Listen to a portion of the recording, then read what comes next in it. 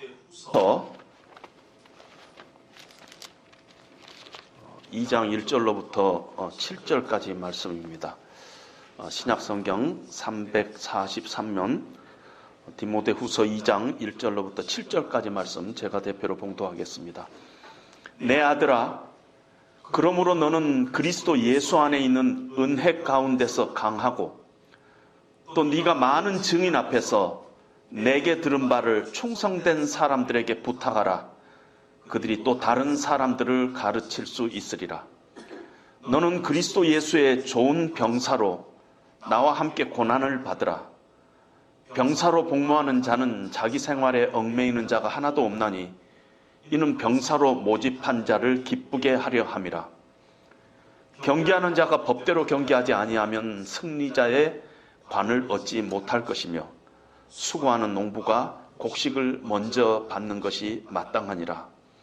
내가 말하는 것을 생각해 보라. 주께서 범사에 네게 총명을 주시리라. 아멘. 잠깐 기도하겠습니다. 하나님 아버지, 하나님께서 사도 바울의 입술을 통해서 유언과 같은 말씀을 남겼고, 그것이 또한 오늘 우리들의 손에 디모데후서라는 하나님의 말씀으로 전해지고 있습니다. 하나님, 이 시간 이 말씀이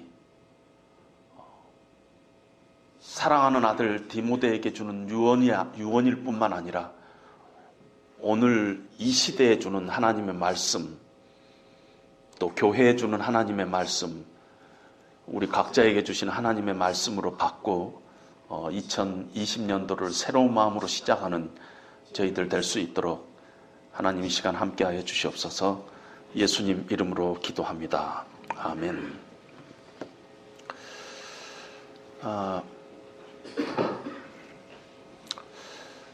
한국 기독교인들 하면은 제일 먼저 떠오르는 어떤 한국 기도인의 대명사와 같은 것이 있다면은 열심이라는 단어를 떠올리게 됩니다.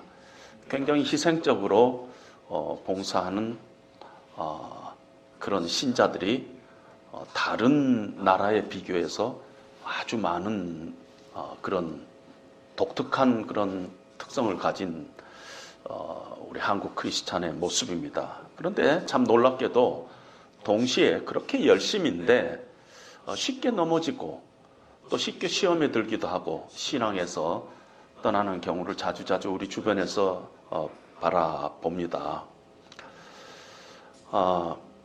뿐만 아니라 크리스찬으로서의 그 영향력이, 그렇게 열심히 하는 데 비해서 크리스찬으로의 영향력이 그만큼 따라오지 못하는, 세상 속에서 정말 빛과 소금으로 그 역할을 잘 감당하지 못하는 그런 현실을 우리가 목도하게 됩니다. 어디서부터 잘못되었는가? 우리가 다시 한번 기초로 돌아가야 될 그런 상태에 우리가 있다 하고 생각이 듭니다. 제 친구 그 목사님께서 SNS에 이런 글을 썼어요. 정말 그 가슴 아픈 얘기지만은 그걸 받아들이지 아니할 수 없는 그런 글을 썼는데, 오늘날 대세를 이루고 있는 목회 방식은 목회자들, 사역자들, 열성적인 교인들을 골병되게 하는 시스템, 문화를 밀고 나가고 있다는 것이다. 그러니까 이 시대 목회 방식이 뭐냐면은 그냥 막 밀어붙여가지고 하고 있는 그 목회 방식이 우리의 기독교의 어떤 시스템이 되고 있고, 목회 시스템이 되고 있고, 목회 문화가 되고 있다. 그러면서 그 목사님이 열성적인 교인이란 무엇인가 하고 줄을 이렇게 달았습니다. 거기에 쇠뇌로 문외화한 생각 없는 교인, 목사들이 부려먹기 좋은 교인, 그것이 열심, 열성적인 교인의 나름대로 정의가 세뇌돼 가지고 뇌가 없어져 있는 문외한, 뇌가 없다는 거, 문외한 교인, 그리고 그런 사람일수록 목사들이 부려먹기 좋다. 혹이나 그런 상태가 우리 한국 교회에 상당히 만연되어 있다면은 우리가 열심히 하고 있는 그 열심 자체를 한번 검토해 봐야 되겠다는 것입니다. 우리의 그 열심의 배후에 과연 뭐가 있기에 이런 이야기를 들어야만 하는가? 저는 우리 교회는 좀 다르다고 생각합니다. 우리 교회 대단히 열심히 있는 교인들이 많아가지고 막 으쌰으쌰 하는 교회가 아니잖아요. 우리 교회는 약간 더 열심을 내야 하는 교회지 않습니까? 그런 면에서 맞는 말은 아닌 것 같지만은 우리의 신앙의 기초를 다시 한번 점검해 본다는 점에서 특별히 2020년도 새해를 앞두고 조금이라도 우리에게 그런 요소가 있다면은 우리의 섬김이나 우리의 열심의 본질은 어때야 되는가 하는 것을 우리가 한번 점검해 보는 시간이 돼야 할 줄로 압니다. 오늘 본문은요, 좁게는 교회 봉사를 어떻게 해야 하는가 하는 메시지가 될 수가 있습니다.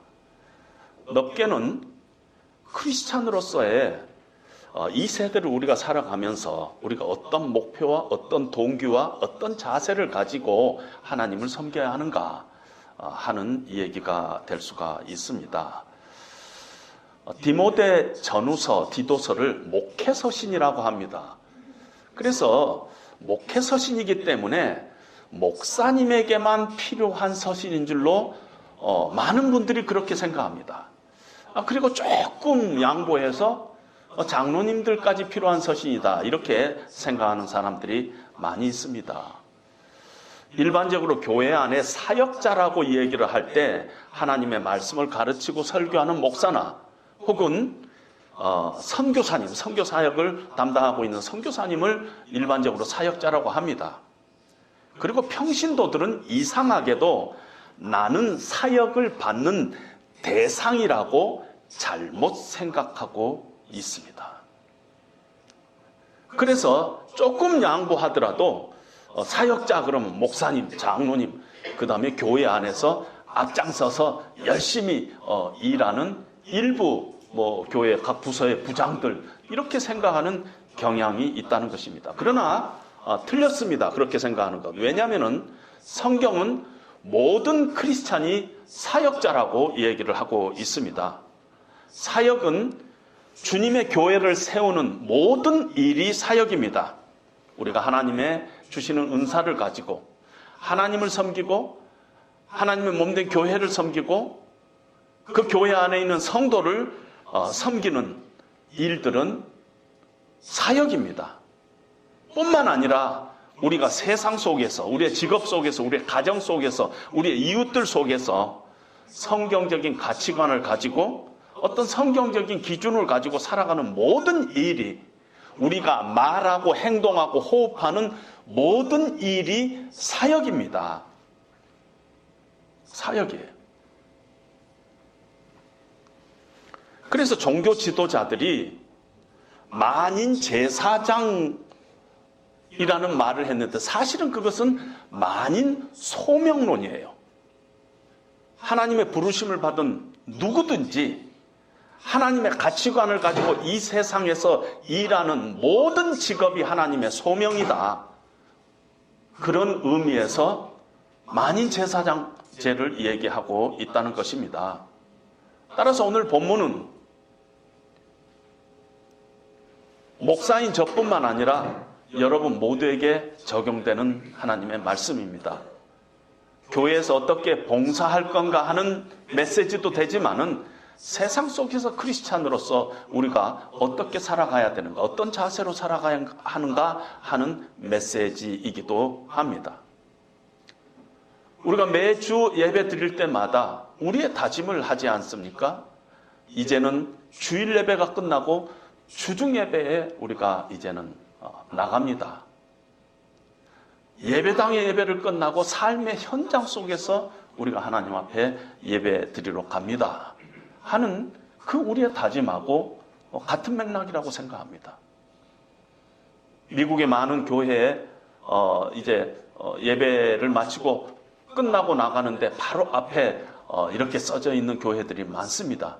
We are entering the mission field.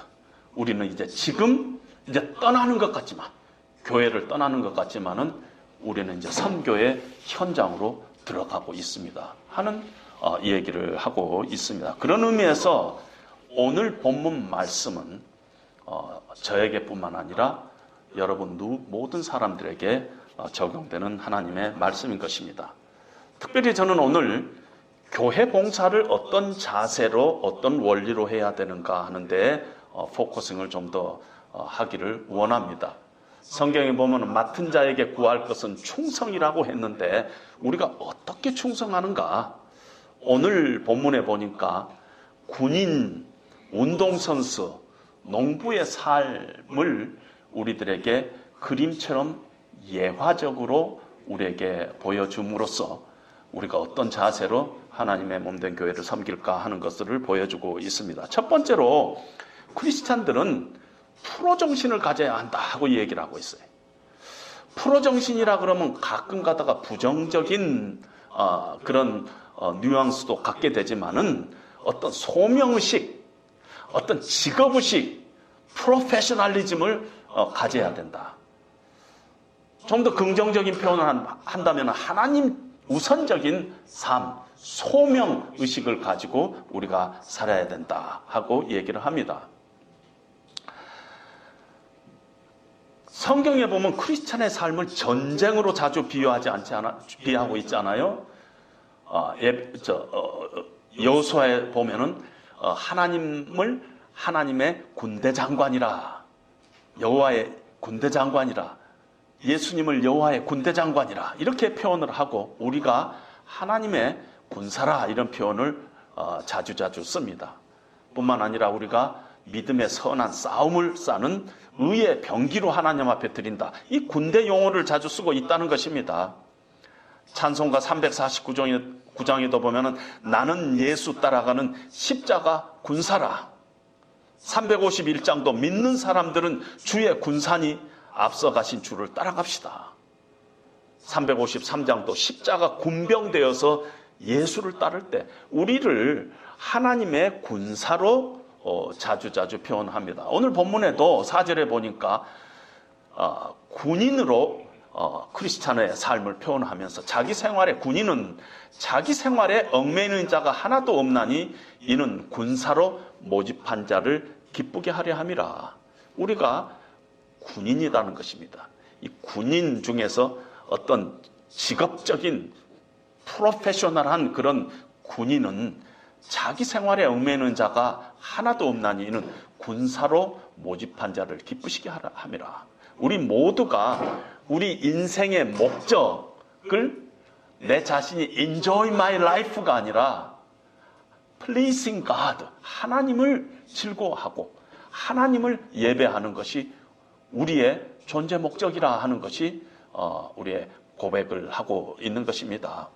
그런 의미에서 크리스찬은 직업적인 프로 군인인 것입니다. 하나님 나라의 사역자로 부르심을 받았기 때문에 적당히 할 수 없다는 것입니다. 프로 군인들은 자기가 하고 싶다고 하고 자기가 하기 싫다고 하지 않고 그러지 않지 않아요? 기분 좋으면 하고 기분 나쁘면 안 하고 그러지 않습니다. 프로 정신이 있다는 것입니다. 사적인 감정이 나쁜 건 아니지만 사적인 감정 따라서 항상 일을 하는 건 아니라는 것입니다. 소명의식을 가지고 누가 우리를 불렀는가, 이 국가가 나를 불러서 내가 직업군인이 돼 있다면은 국가의 부르심에 충성을 하는가, 그런 목표를 가지고 그런 사명을 가지고 그런 의무감을 가지고 살아가는 것이 직업군인인 것과 마찬가지로 우리 크리스찬들도 그러한 생각을 가지고 우리 인생을 살아가야 한다는 것입니다. 나에게 주어진 사명이 있다는 것이, 나는 군인으로서 전쟁 중이라는 것이, 전쟁 중이라는 것은 어떤 사명이 나에게 있다는 것입니다. 그런 전쟁을 수행하는 사람은 함부로 자기 생활에 너무 얽매이지 않는다는 것입니다.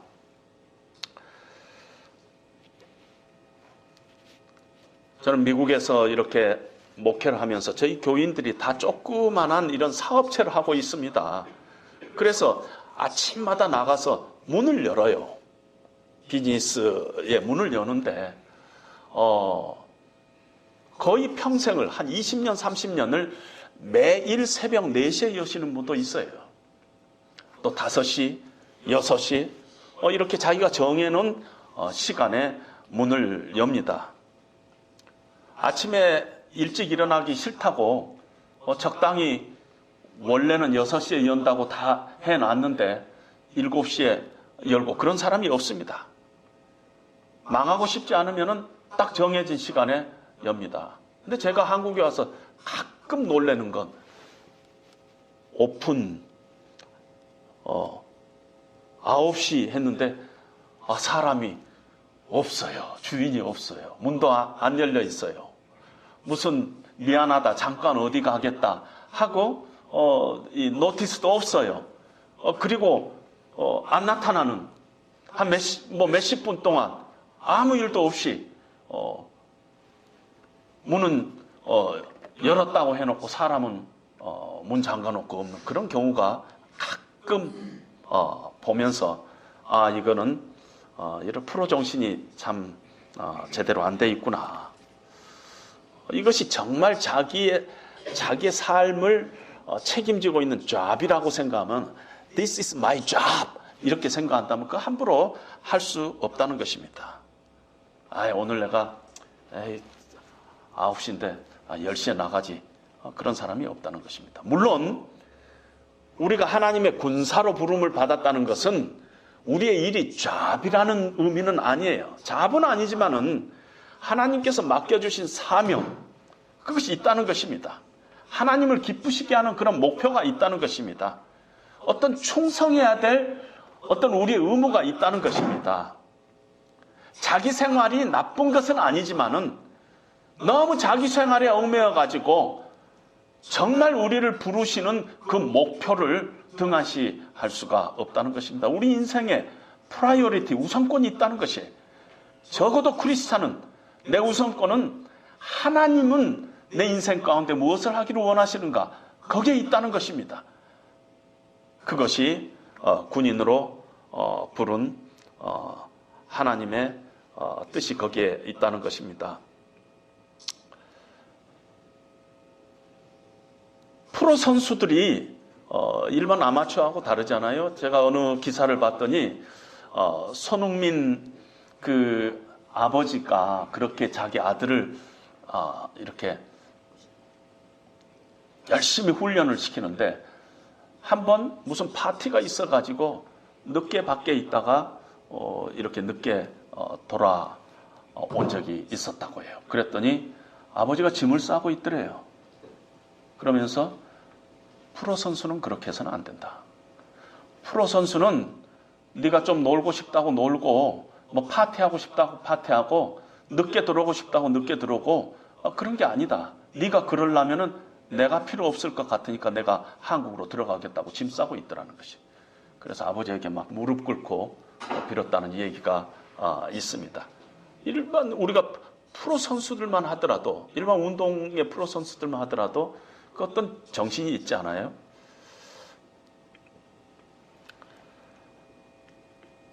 비즈니스를 하고 있어요.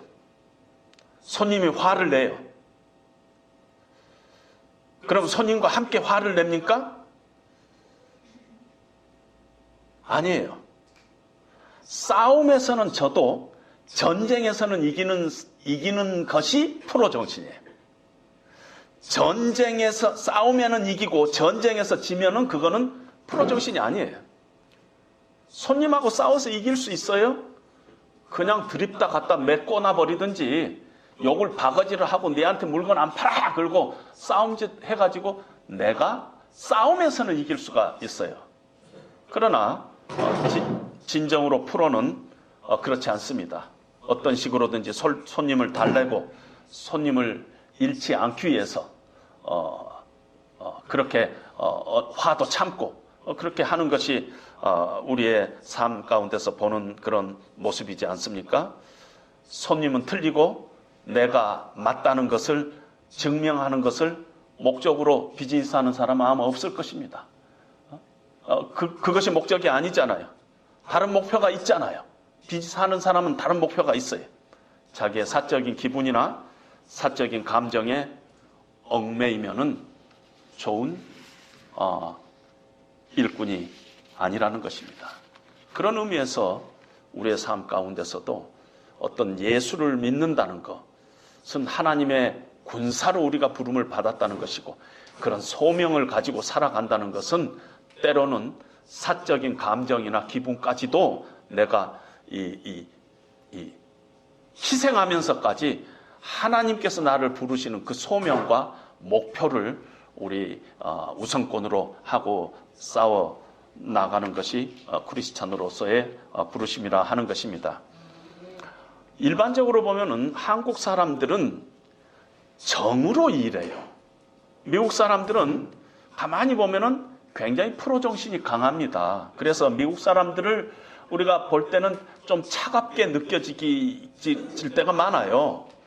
한국 사람이 더 따뜻하고 인간관계에서 더 기분 좋을 때가 많아요. 그런데 문제는 작은 일도 이 정으로 하고 큰 일도 정으로 하는 경우가 자주자주 우리 가운데 있다는 것입니다. 저는 미국에서 목회할 때요, 우리 교인들 중에서 이렇게 찾아와서 목사님, 우리 2명이 동업하기로 했습니다 하면은 아주 가슴이 철렁 내려앉습니다. 왜냐하면은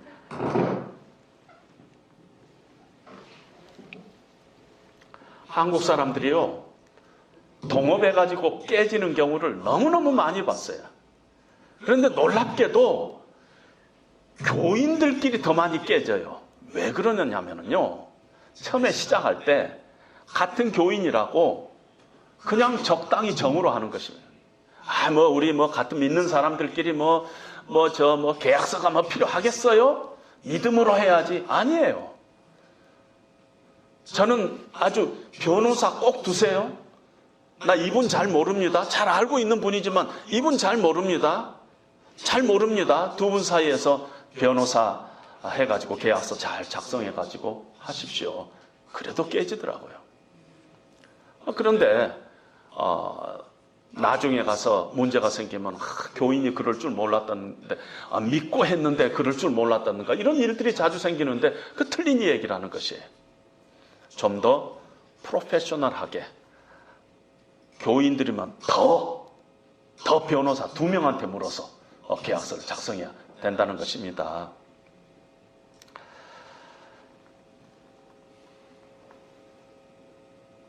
우리에게 프로 정신이 있어야 합니다. 우리는 하나님의 일꾼으로 부름받았고 군사로 부름을 받았어요. 그 일은 작은 일이 아니라 큰 일이에요. 주님의 나라를 지키고 확장하고 이 땅에서 주님의 뜻을 이루어가는 일은 작은 일이 아니에요. 큰 일이고 거룩한 소명이에요. 프로답게 해야 될 이유가 거기에 있다는 것입니다. 작은 일이 아니고 아주 중요한 일이에요. 예수를 믿고 하나님의 몸된 교회를 섬겨나가는 일은 거룩한 소명이에요.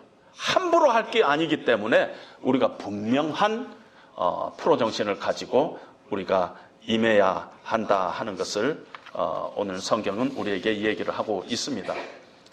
두 번째로 오늘 본문은 운동선수의 얘기를 하고 있습니다. 5절에 보니까 경기하는 자가 법대로 경기하지 아니하면 면류관을 얻지 못할 것이며, 성경이 쓰여질 당시에는 2가지 룰이 있었어요. 어떤 룰이 있었는데, 첫 번째 룰이 운동선수로 뽑히면 10개월 동안 피나는 훈련을 해야 하는 룰이 있었어요. 그리고 물론 시합에서의 룰이 또 있죠. 하기 전에 10개월 동안 훈련에 룰이 있었다는 것입니다. 아마 우리나라도 국가대표로 선발되면은 요즘 어떤가 모르겠는데 태는 성수촌으로 들어가서 어떤 합숙훈련을 하잖아요. 어떤 사람이 뭐 자기 마음대로 왔다 갔다 하면서 국가대표로서 있을 수가 없죠. 그렇게 일정 기간 동안 아주 집중적인 훈련을 합니다. 그리고 실제 또 시합에 들어가서 그 안에 또 룰을 이렇게 잘 지켜야 하는 거가 있다는 것입니다. 하나님의 교회를 섬기는 일은 수단 방법 가리지 않고 내 열심으로 하는 것이 아닙니다. 일을 해내는 것이 중요하지 않아요. 그 프로세스가 중요해요. 그 과정이 중요하다는 것입니다. 룰대로 하고 있느냐 안 하느냐가 대단히 중요하다는 것입니다. 룰이 있다는 것이 교회 안에도. 오래전에 이 얘기인데요. 2004년도인가요? 우리나라 행정 수도를 서울에서 충청도로 옮기는 이 얘기가 한참 우리나라를 들썩들썩했잖아요. 그래서 아마 제가 기억하기로는 국회에서 법률을 제정을 했어요. 옮기기로. 그런데 나중에 그 법률이 위헌성이 있지 않는가 해가지고 헌법재판소에 심의를 의뢰하게 돼가지고 그 법률이 위헌이 된 적이 있었습니다. 그때 그 헌법재판소가 이 관습적으로 서울이 수도였던 것이 어떤 헌법적인 그런 상황이다 이런 말을 하면서 그걸 위헌으로 했습니다. 물론 저는 그것이 옮기는 것이 더 좋으냐 옮기지 않는 것이 더 좋으냐 그거 저는 잘 몰라요. 그런데 우리나라의 시스템이나 룰은 뭐냐면요. 국회에서 법률을 제정할 수 있어요. 그러나 그 법률이 헌법에 위배되지 않아야 되고 헌법에 위배되는가 위배되지 않은가의 심의는 헌법재판소에가 그 권한이 있어요. 그런데 헌법재판소에서 그것이 위헌으로 판결을 나고 나서 어느 한 국회의원이 한 이 얘기가 있습니다. 기자회견 같은 걸 했어요. 헌법재판소에 영감탱이들이 법관 새끼들이 꼴통짓을 했다. 늙으면 빨리빨리 죽든지 조용히 주둥아리라도 닥치지. 제 욕 잘하죠. 오만방자한 판결을 내렸다. 헌법재판소를 폐지하고 헌법재판소 판사들을 탄핵해야 된다 하면서 혈서 쓰고 삭발식하고 화형식을 했습니다. 저는 그것이 옳지 않다는 것이. 그것이. 세상에도 룰이 있고 시스템이 있고 거기에 따라야 되는데 의외로 우리나라 사람들이 그 시스템에 익숙하지 못한 부분이 있다는 것이.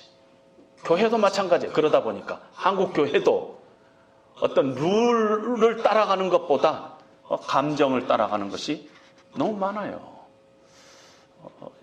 부끄러운 얘기지만 우리나라 기독교의 역사상에서요. 교회에서 회의하다가 성경책 던져가지고 성경책에 맞아가지고 죽은 사람도 있습니다. 웃지 못할 정말 창피스러운 일들이 우리 기독교의 아주 흑역사 속에 있다는 것입니다. 크리스찬은 어떤 룰이 있어요. 성경에서 말하는 원리가 있고 가이드라인이 있다는 것이 그걸 자꾸 지켜갈 필요가 있다는 것입니다. 하나님의 일도 마찬가지예요. 다 이기는 방법, 윈앤윈 솔루션은 다른 게 아니라 우리가 룰을 지켜나가는 것이 과정을 지켜나가는 것입니다. 성경적인 원리에 따라서 하는 것입니다. 어떤 중요한 교단에서는 교단이 갖고 있는 가이드가 있어요. 그 가이드대로 따라가는 것입니다. 그걸 만들기 위해서 수십 년 동안 수많은 사람들이 기도하면서 만든 그걸 따라가는 것입니다. 가끔가다 목사님들 중에서 룰을 무시하는 사람들이 있어요. 은혜로 합시다. 사랑으로 합시다. 그 법이 중요합니까? 우리가 이제 율법 아래 있지 않은데요. 틀린 말이 아닌데 반만 맞는 말이에요. 우리가 율법 아래 있지 않지요. 그러나 율법의 요구를 이루기 위해서 하나님께서 하나님의 아들이 이 땅에 오셨어요. 성령님께서 왜 우리 가운데 오셨느냐? 그의 법을 우리 마음속에 새기기 위해서 오셨어요. 그래서 율법이 나쁜 게 아니에요. 율법은 거룩한 것이라고 그랬어요. 우리가 법을 지키는 것이 우리 은혜하고 하나님 은혜를 합시다 하는 거하고 법을 지키는 거하고는 그렇게 서로 상반된 얘기가 아니라는 것입니다. 법을 지키면서 은혜로 해야 된다는 것입니다. 교회 일도 늘 성경은 어떻게 이야기하고 있는가 하는 것을 늘 우리는 물어야만 합니다. 내 감정대로 하는 것이 아니라 하나님의 말씀이 결국은 룰이기 때문에 그 말씀을 늘 창념하고 말씀이 무엇을 얘기하고 있는가 하는 것을 늘 고민해야 된다는 것입니다. 세 번째로 농부의 얘기를 하고 있는데 수고하는 농부가 곡식을 먼저 받는 것이 마땅하도다. 일은 교회 일은 특별히 잘하는 것보다 오래 하는 것이 중요해요. 충성스럽게 인내하면서 오래 하는 것이 중요하다는 것입니다. 오늘 수고하는 농부라고 얘기했어요. 농부가 얼마나 수고해요. 특별히 그 수고 중에서 농부가 자주자주 하늘만 쳐다보고 기다리는 그 농부의 수고가 있다는 것입니다. 어느 때는 인내하면서 기다려야 된다는 것입니다. 우리가 성령의 열매 하지만은 성령의 열매도 성령을 쫓아 행하고 성령을 위해서 심는 수고가 늘 있어야 된다는 것입니다. 그래서 특별히 교회 봉사를 할 때 우리가 오래 참고 인내하는 것이 필요합니다.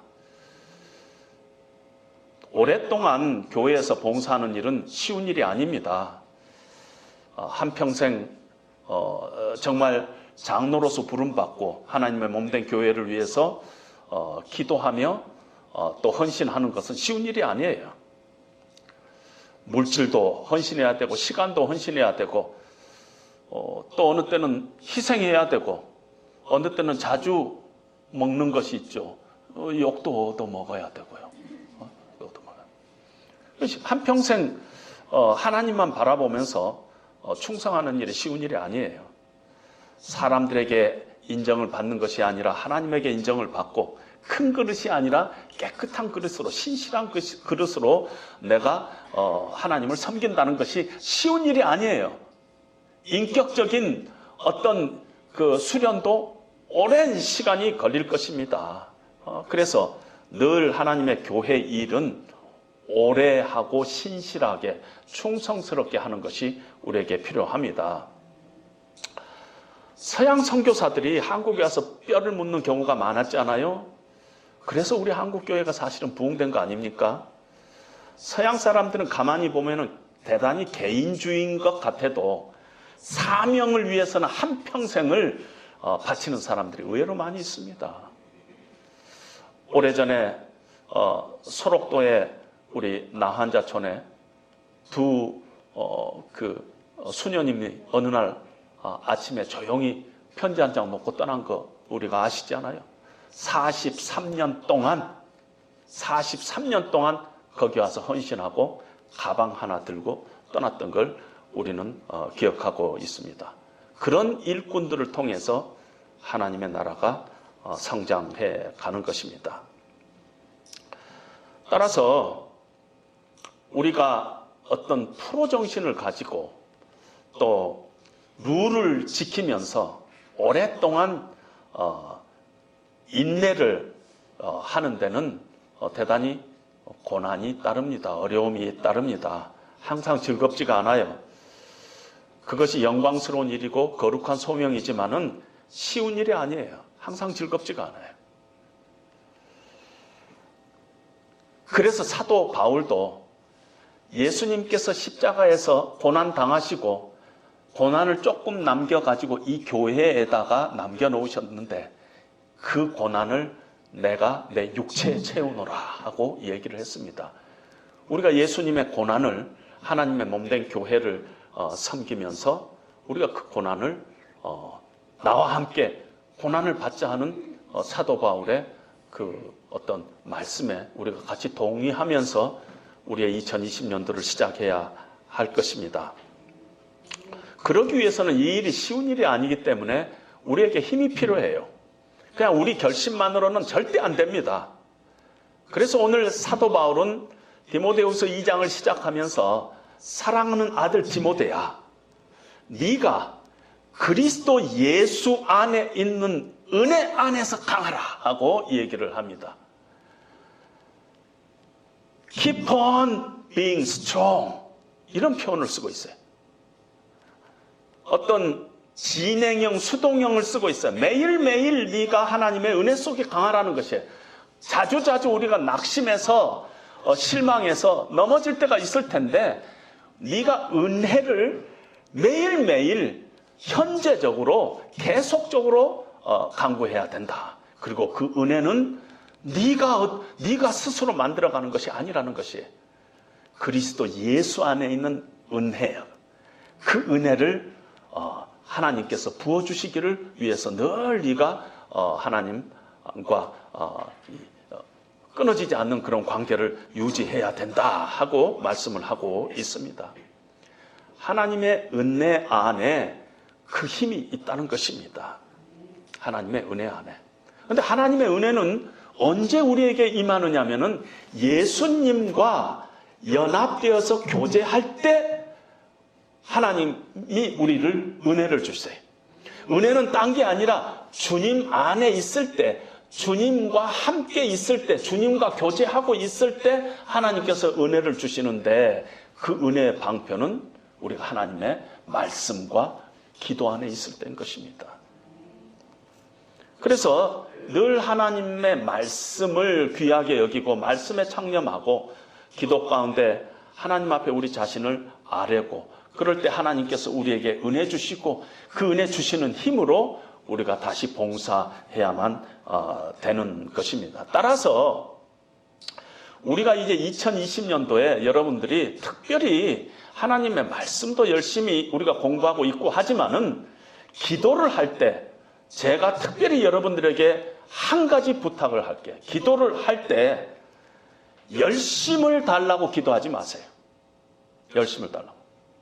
기도를 할 때 뭘 위해서 기도하냐면은 내 가슴 속에 하나님의 은혜로 채워주시옵소서, 그걸 위해서 기도하시기 바랍니다. 나를 위해서 좀 기도하세요. 나를 위해서. 그냥 다른 거 그냥 교회를 위해서 기도도 하지 마세요. 자기 자신은 늘 말라가고 있는데, 자기 자신은 그냥 생각이 없어지고 있는데, 모내가 되고 있는데, 늘 열심을 위해서 기도하고, 교회를 위해서 기도하고, 쓸데없는 짓 하고 있다는 것이에요. 정말 중요한 건 뭐냐면은, 내 자신을 위해서 기도하라는 거. 내 자신이 정말 지금 어디에 서 있는가? 내가 지금 하나님의 은혜 안에 있는가? 내가 은혜 안에 있지 않고서는 하나님을 제대로 섬길 수가 없는데 왜 딴 기도부터 먼저 하나겠어요? 자기 자신을 위해서, 내가 하나님의 은혜 안에 있기 위해서 늘 우리가 우리 자신을 위해서 기도를 해야 할 줄로 압니다. 그렇게 우리가 하나님의 은혜 안에 있기만 하면은, 은혜 안에 우리가 붙잡혀 있기만 하면은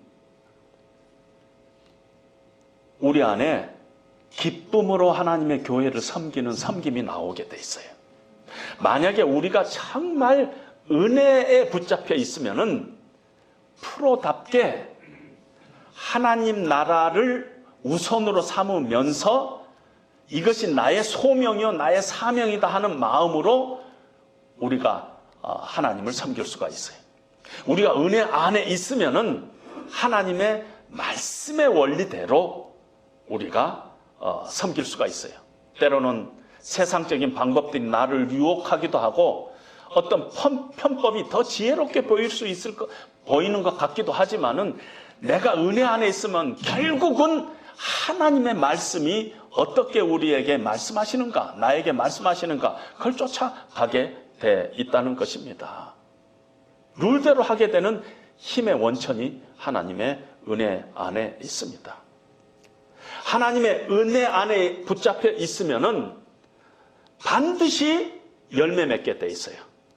주님 닮아가는 인격이 될 수가 있다는 것입니다. 그래서 이웃과의 관계 속에서, 교회와의 관계 속에서, 하나님과의 관계 속에서, 내 자신과의 관계 속에서 사랑과 희락과 화평과 오래 참음과 자비와 양선과 충성과 온유와 절제, 그런 성령의 열매들이 반드시 서서히 맺히게 돼 있다는 것이 인격의 변화로 반드시 나타나게 돼 있다는 것입니다.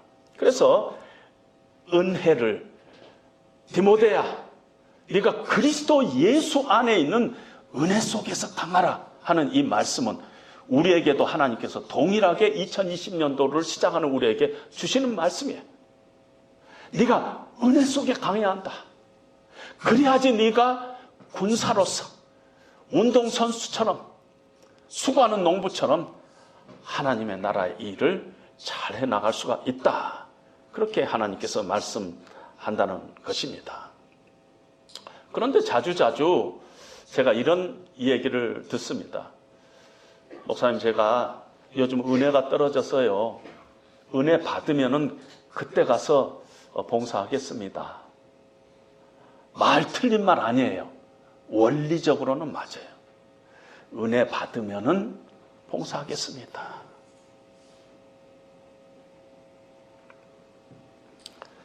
그런데요, 은혜는 사실 기분이 아니에요. 기분이 아니에요. 내가 지금 은혜에 떨어져 있는 이 순간에도 나는 사실 은혜 가운데 있어요. 나는 은혜 가운데 있어요. 다윗은 My whole life가 주님의 은총 가운데 있다. 주님의 은총의 손이 나를 떠난 것 같은 그런 순간에도 나는 여전히 주님의 은총 가운데 있다고 고백을 하고 있습니다.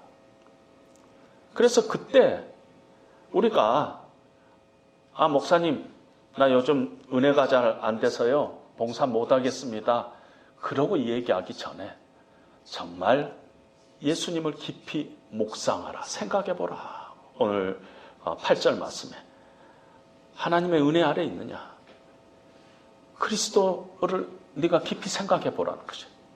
우리에게 어떤 은혜를 주님께서는 주셨는가 늘 생각해보라는 것이에요.